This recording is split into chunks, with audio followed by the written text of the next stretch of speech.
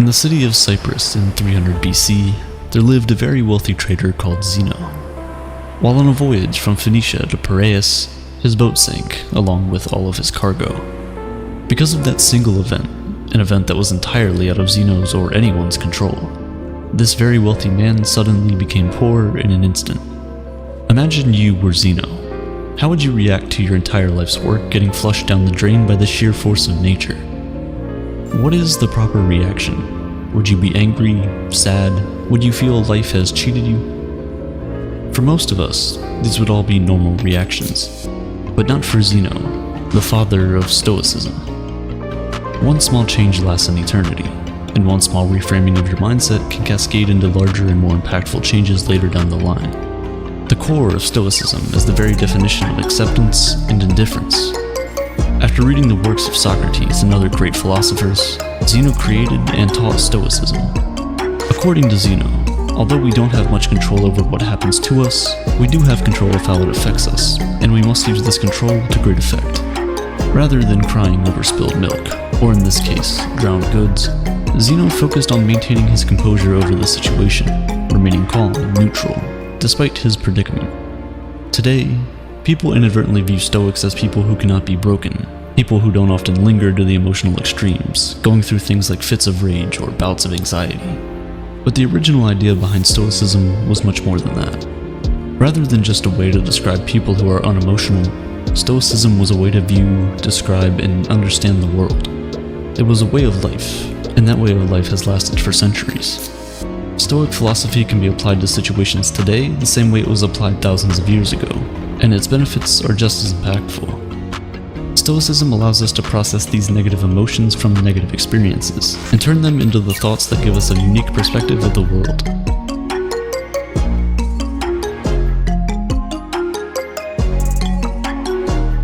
Perspective is everything, and everyone in the world has different experiences and thus different perspectives on things. Since the Stoics gathered, discussed, and taught philosophy in a public place, their general philosophy was widely known. They believed that the Stoic principles could greatly benefit anyone and everyone, and so it didn't make sense for them to hide that knowledge behind the four walls of a school or of the palace courtyards. As a result, everyone from slave to emperor could learn and become a Stoic. And they did. Some of the world's most notable Stoics include Epictetus, which translates to acquired, as he was once owned as a slave, Seneca, who was a well-renowned statesman, and Marcus Aurelius, a Roman emperor and one of the most powerful men to have ever lived.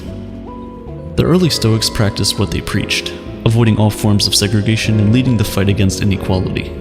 They even invented the word cosmopolitan, which literally means citizen of the world. When people hear that word now, we think of cities like New York, Toronto, Dubai, and London because of how diverse they are. This was the type of unity and togetherness that the Stoics preached.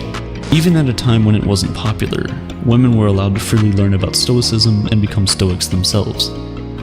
So why do so many people adopt Stoicism as a way of life? In a world full of unexpected turns of events, our emotions can tend to get in the way of things. In reality, we don't really get sad because bad things happen to us. We get sad because unexpected bad things happen to us. Rain is a good thing. It helps to water our plants, provides water for livestock, and keeps the temperature cool and humid. But the truth is, when that dark cloud catches you outside without an umbrella, it's never a good experience. So why don't we start crying once it starts to rain? It's because although the situation is bad, we've learned to expect rain. It's something that is unavoidable. We can't control the weather. Although it sucks, the rain passes and the light returns. Stoicism teaches us that, in the same way, we should expect that everything bad that can happen will happen. Picture the worst outcome, and be content knowing it could happen. One of the Stoic exercises is known as voluntary discomfort, an exercise aimed at increasing feelings of gratitude. Sleep on the floor of your kitchen, taking cold showers when you normally take hot ones, eat nothing but potatoes for a few days, things like this. This exercise helps you to understand that no matter how hard it gets, you'll still survive and potentially thrive if your mindset is right. By being able to withstand these uncomfortable situations, we indirectly prepare our mental for future misfortunes. With the current state of the world where advertisements are constantly being shoved down our throats, we're made to believe that if we don't have the next best thing, look a certain way, or make a certain amount of money, that we will never be happy.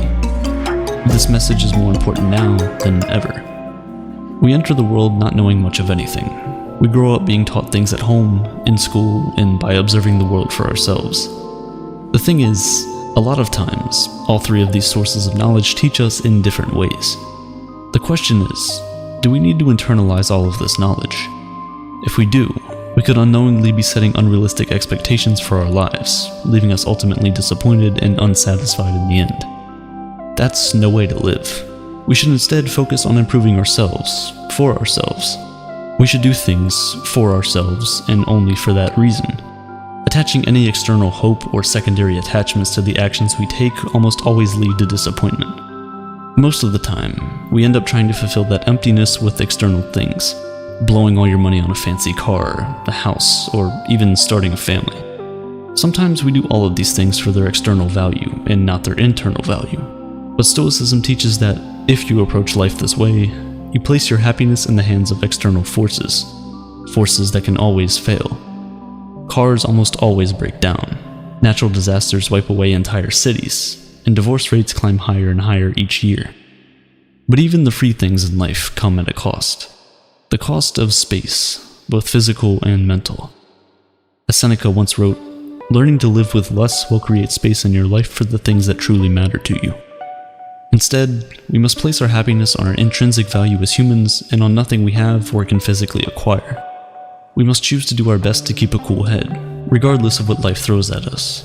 Because regardless of what it is we want, at the end of the day, we don't have any control over the majority of things that happen to us, but we do have all the control over how we react to those things.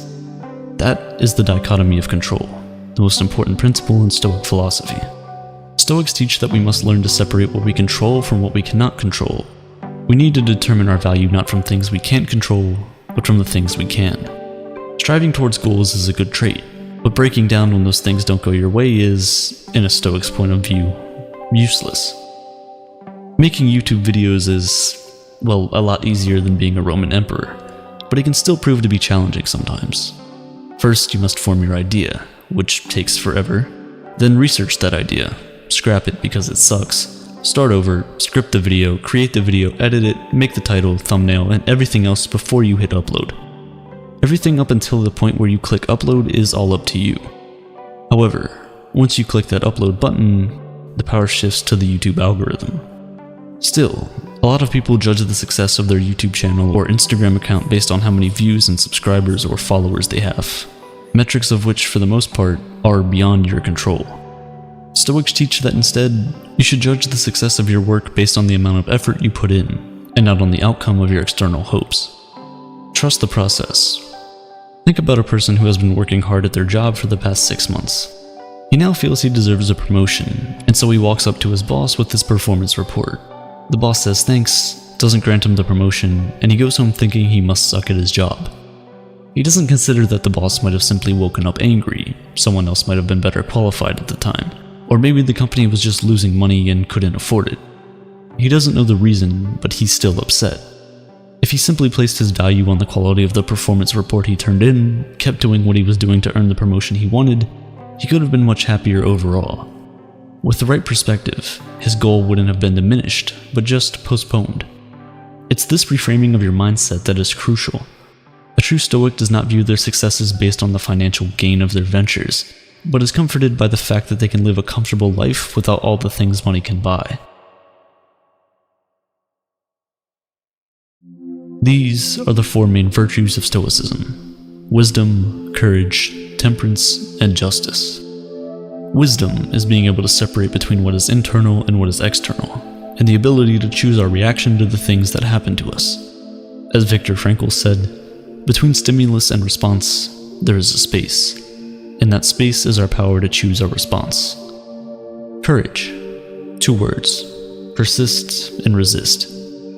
Temperance, or moderation, is what I just did there, doing more with less, saying more with fewer words. While Jeff Bezos and Elon Musk are fighting at the top of the Forbes list, Stoics believe that the limit of wealth should simply be having what is essential, and then having what is enough. Justice is the most important of all the virtues. It instructs that no one should do harm to another because we were all born for each other, to do good to one another, and not to ourselves. Nelson Mandela was one of the most famous African leaders in the world. While he was fighting against apartheid, he got sentenced to life imprisonment, where he stayed for 27 years before finally being released. When he was released from prison, he was elected president of South Africa, and thus, many people thought he was going to brutally punish all the people that had anything to do with apartheid or his imprisonment. But of course, he did not.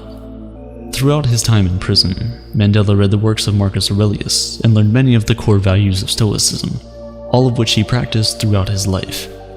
Instead of calling for the heads of the wrongdoers, Nelson Mandela urged his people to instead seek the opposite, to relax and rebuild. He stressed that the past was now beyond their control, and that the only thing they could do was find a way to move forward and build a better nation. This is the way of the Stoic. In modern-day medicine, Stoicism is at the core of procedures like rational emotive behavioral therapy and logotherapy.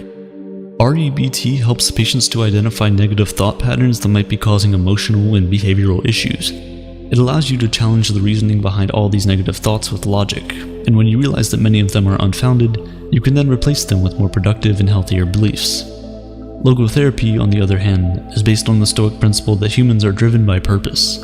Even in the darkest of situations, we can fill our lives with meaning and happiness by simply finding out what that purpose is. As many of us know, though, this is easier said than done. It's a process, much like everything else. We have to rewire the way we think, out with the old, in with the new. To fix our problems with happiness, we must practice self-worth. By redirecting our definition of value to the things that we can control, we can stop getting fixated on the things we cannot control, and overall, we can lead a much happier and more fulfilling life. Stoicism helps us steer through past and present storms into calmer and more peaceful waters. And if our ship sinks and we all drown, we can take peace in the fact that we lived a good life, albeit not as long as we had hoped. Because remember, everything has an end.